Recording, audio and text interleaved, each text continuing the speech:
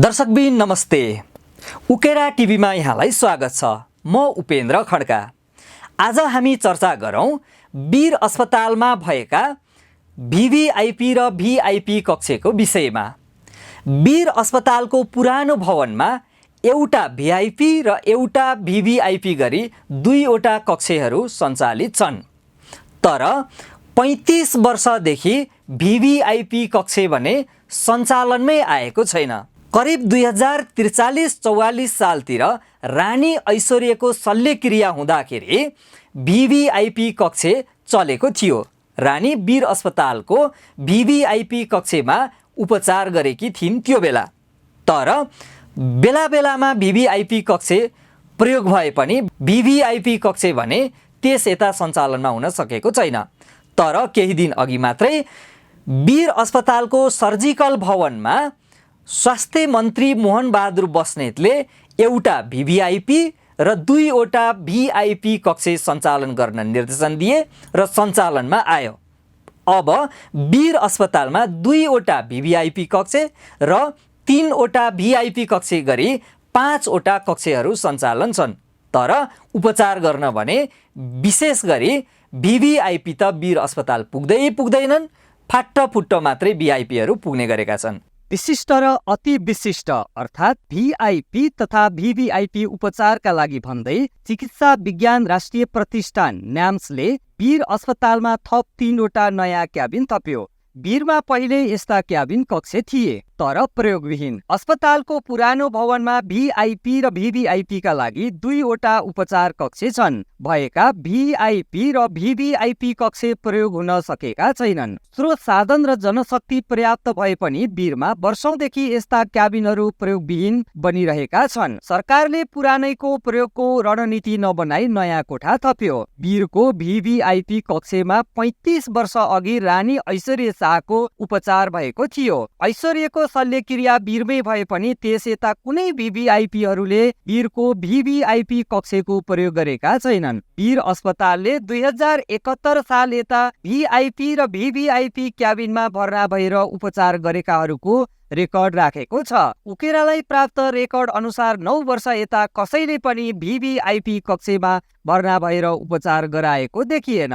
फाट्टफुट्ट रूपमा भिआइपी बिरामीले भने भर्ना भएर सेवा लिएका छन्। 2071 साल यता 41 जना भिआइपीहरू वीर अस्पतालको भिआइपी कक्षमा भर्ना भएका छन्। पछिल्लो समय स्वास्थ्य मन्त्री भवानी प्रसाद खापुङ, स्वास्थ्य राज्य मन्त्री हिराचन्द केसी लगायत भिआइपी क्याबिनमा भर्ना भएर सेवा लिएका थिए। तर भिभिआइपी भने आएका छैनन्। वीर अस्पतालका पूर्व निर्देशक डाक्टर बुलन्द थापाका अनुसार 2043-44 सालतिर वीर अस्पतालमा रानी ऐश्वर्यको पित्तथैली अर्थात् गल ब्लाडरको शल्यक्रिया भएको थियो। त्यस बेला डाक्टर थापा वीर अस्पतालमा मेडिकल अधिकृत थिए।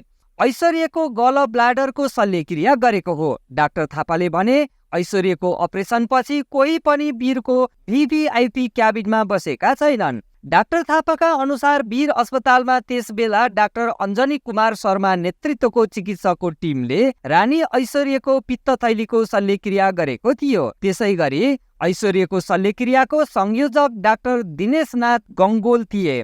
ऐश्वर्यको पित्तथैलीको शल्यक्रियाको टिममा डाक्टर मृगेन्द्र राज पाण्डे, डाक्टर सच्चे कुमार पहाडी लगायत चिकित्सकको टिम थियो। एनेस्थेसियोलोजिस्ट अर्थात् अपरेसन अघि बेहोस बनाउने चिकित्सकका रूपमा डाक्टर नरेन्द्र विक्रम राणा थिए। ऐश्वर्यको शल्यक्रिया भएको समयमा आफू वीर अस्पतालमा मेडिकल अधिकृतको रूपमा काम गरेका र रानीको शल्यक्रियामा आफू पनि सहभागी भई खटिएको थापाले उकेरालाई बताए। त्यो बेला म जुनियर मेडिकल अधिकृत थिए। रानीको शल्यक्रिया हुँदा म पनि त्यो अपरेसन थिएटरमा भित्र नै थिएँ। डाक्टर थापाले भने करिब 2 घण्टामा रानीको शल्यक्रिया सकिएको थियो। शल्यक्रिया पछि करिब 5 दिन वीरको भिभिआइपी कक्षमा बसेर रानी ऐश्वर्य डिस्चार्ज भएको उनी सम्झन्छन्। त्यो बेला वीर अस्पतालमा भएको जनशक्ति र व्यवस्थापनको विश्वासका कारण नै रानी ऐश्वर्यको वीर अस्पतालमा शल्यक्रिया भएको डाक्टर थापा सम्झन्छन्। नेपालका दिग्गज डाक्टरहरू वीर अस्पतालमा नै हुनुहुन्थ्यो। उनले भने त्यसपछि उपचारका लागि कोही भिभिआइपी वीरमा पुगेनन्। भिभिआइपी कक्षको सरसफाइमा पनि कसैको ध्यान गएन। लामो समय नखोलिएको भिभिआइपीको उपचार कक्ष 2067 सालमा आफू निर्देशक भएपछि खोलेर पुनः मर्मत सम्भार तथा रङ रोगन गरेर उपचारका लागि तयारी अवस्थामा राखेको पूर्व निर्देशक डाक्टर थापाले सुनाए। भिभिआइपी कक्षमा सुविधा सम्पन्न भान्सा कोठा छ, झुमर, पेन्टिङ, आरामदायी सोफा समेत छन्। भिभिआइपी का परिवारका सदस्य तथा सुरक्षामा खटिने र भेट्न पुग्नेहरूका लागि आरामदायी प्रतीक्षालय समेत छन्। तर वीर अस्पतालमा भिभिआइपी को उपचारका लागि दक्ष जनशक्तिको उचित व्यवस्थापन भने गर्न नसकिएको पूर्व निर्देशक डाक्टर थापा बताउँछन्। स्वास्थ्य परीक्षण तथा उपचारका लागि आवश्यक स्रोत साधन तथा उपकरण समेत राम्रो व्यवस्थापन हुन नसकेकाले बिरामी र उनीहरूका आफन्तले विश्वास नगरेर नआएको उनको तर्क छ। उनी भिआइपी र भिभिआइपी कक्षको संरचना बनाएर मात्रै नहुने, अस्पतालको जनशक्तिदेखि सुधार समेत गर्नुपर्ने धारणा राख्छन्। सिस्टम राम्रो छैन, त्यहाँ दक्ष जनशक्ति पनि छैन। डाक्टर थापाले भने वीर अस्पतालमा त्यो कहिल्यै भएन।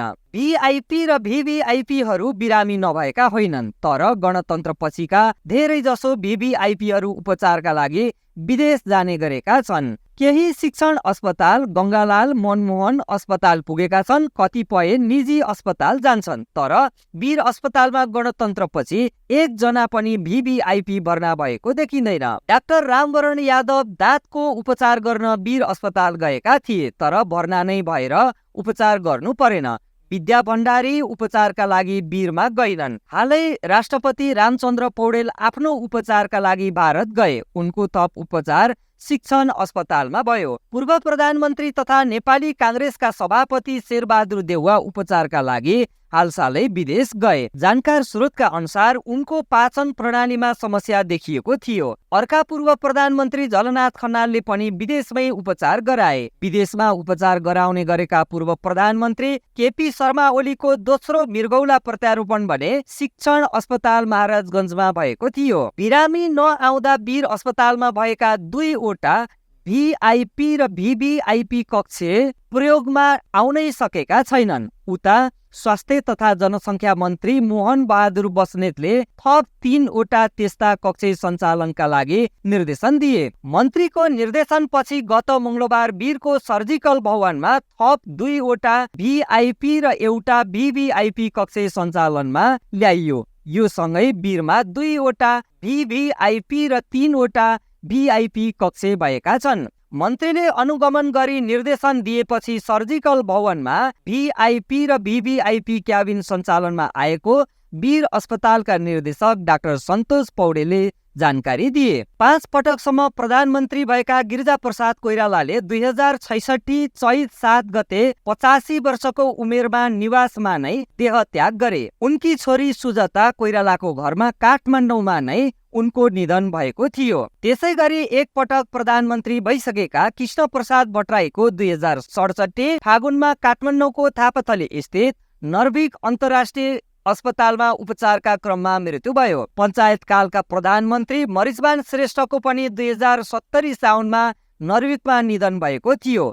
क्यान्सर पीडित उनले भारतको मेदान्त अस्पतालमा उपचार गरेका थिए। आफ्नै देशमा प्राण त्याग्ने इच्छा व्यक्त गरेपछि उनलाई भारतबाट एयर एम्बुलेन्सको माध्यमबाट साउन 29 गते नेपाल ल्याइएको थियो। एक पटक मन्त्री परिषदको अध्यक्ष र 3 पटक प्रधानमन्त्री भइसकेका सूर्यबहादुर थापाको 2072 वैशाखमा 88 वर्षको उमेरमा निधन भयो। क्यान्सर पीडित उनको भारतको मेदान्त अस्पतालमा उपचारका क्रममा निधन भएको थियो। त्यसै गरी प्रधानमन्त्री भइसकेका सुशील कोइरालाको भने 2072 माघमा काठमाडौँको महाराजगञ्ज स्थित उनकै निवासमा निधन भएको थियो। अर्थात् गणतन्त्रपछि निधन भएका माथि उल्लेखित पूर्व प्रधानमन्त्रीहरू कोही पनि वीरको भिभिआइपी कक्षमा भर्ना भएका थिएनन्। पूर्व प्रधानमन्त्री माधव कुमार नेपाल 2072 सालमा उपचारका लागि वीर अस्पताल भर्ना भएका थिए। त्यसपछि भने उनी उपचारका लागि वीर अस्पतालमा भर्ना भएको देखिँदैन।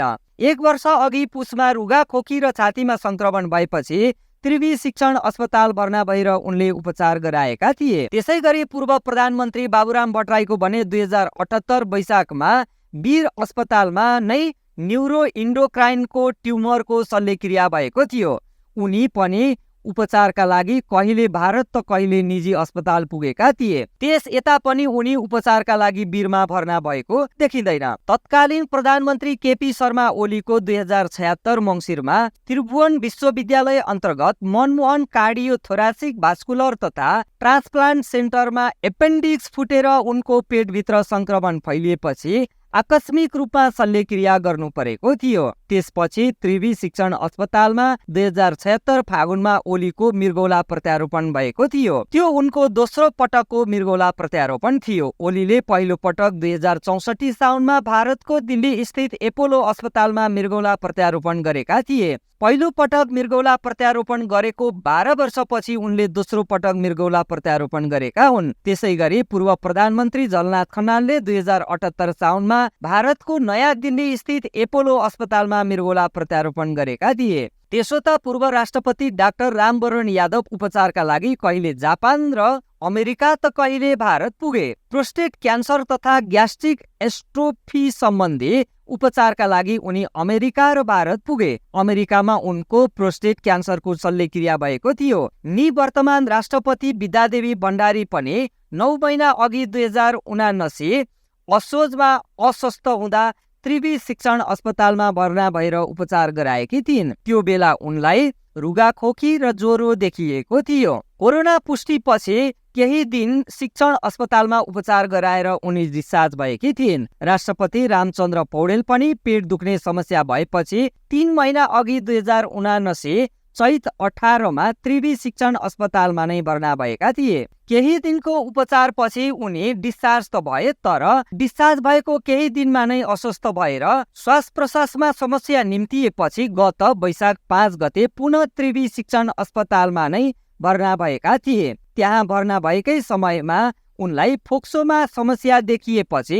गत वैशाख 6 गते एयर एम्बुलेन्स मार्फत उपचारका लागि भारत लगिएको थियो। भारतको नयाँ दिल्ली स्थित एम्स अस्पतालमा उपचार गरेर उनी वैशाख 17 मा स्वदेश फर्किएका थिए। भारतबाट उपचार गरेर फर्किएपछि राष्ट्रपति पौडेल फेरि अस्वस्थ भए। मुटुमा समस्या देखिएकाले उनलाई जेठ 30 गते शहीद गङ्गालाल राष्ट्रिय हृदय केन्द्रमा भर्ना गरियो। अस्पताल भर्ना भएको भोलिपल्ट जेठ 31 गते उनी गङ्गालालबाट डिस्चार्ज भएका थिए। तर डिस्चार्ज भएको 2 दिनमा नै पुनः स्वास्थ्यमा समस्या देखिएपछि राष्ट्रपति पौडेललाई असार 2 गते त्रिवी शिक्षण अस्पताल सँगै रहेको मनमोहन कार्डियोथोरासिक भास्कुलर एन्ड ट्रान्सप्लान्ट सेन्टरमा भर्ना गरिएको थियो। उनको मुटुमा पेसमेकर राखियो। उपचारपछि राष्ट्रपति पौडेल असार 13 गते अस्पतालबाट डिस्चार्ज भएका थिए। त्यसै गरी 5 पटक प्रधानमन्त्री भइसकेका निवर्तमान प्रधानमन्त्री शेरबहादुर देउवा पनि जेठ 31 मा नियमित स्वास्थ्य परीक्षणका लागि भन्दै सिङ्गापुर गए। सरकारले जारी गरेको मर्यादा क्रम अनुसार राष्ट्रपति मर्यादा क्रमको पहिलो नम्बरमा पर्छन् भने उपराष्ट्रपति दोस्रो नम्बरमा पर्छन्। त्यसै गरी प्रधानमन्त्री तेस्रो र प्रधान न्यायाधीश चौथो मर्यादा क्रममा पर्छन्। त्यस्तै प्रतिनिधि सभाका सभामुख 5औं र राष्ट्रिय सभाका अध्यक्ष मर्यादा क्रमको 6औं नम्बरमा पर्छन्। यी 6 वटा पदमा रहेका व्यक्ति अति विशिष्ट अर्थात् VVIP हुन्। त्यसै गरी पूर्व राष्ट्रपति 7औं, उपराष्ट्रपति 8औं, पूर्व उपराष्ट्रपति 9औं, पूर्व प्रधानमन्त्री 10औं र मन्त्री परिषदका पूर्व अध्यक्ष 11औं नम्बरको मर्यादा क्रममा पर्छन्। यी व्यक्ति विशिष्ट अर्थात् VIP मा पर्छन्। प्रदेश प्रमुख, नेपाल सरकारका मन्त्री, राज्य मन्त्री, प्रदेश सरकारका मुख्यमन्त्री, प्रतिनिधि सभाका सदस्य लगायत विशिष्ट अर्थात् VIP मा पर्छन्। दर्शकबिन, आज हामीले चर्चा गर्यौं वीर अस्पतालमा प्रवीण अवस्थामा रहेका VIP र VVIP कक्षको विषयमा। अर्को श्रृङ्खलामा अर्को विषय लिएर उपस्थित हुने नै छौँ। त्यतिन्जेलका लागि बिदा दिनुहोस्। नमस्ते।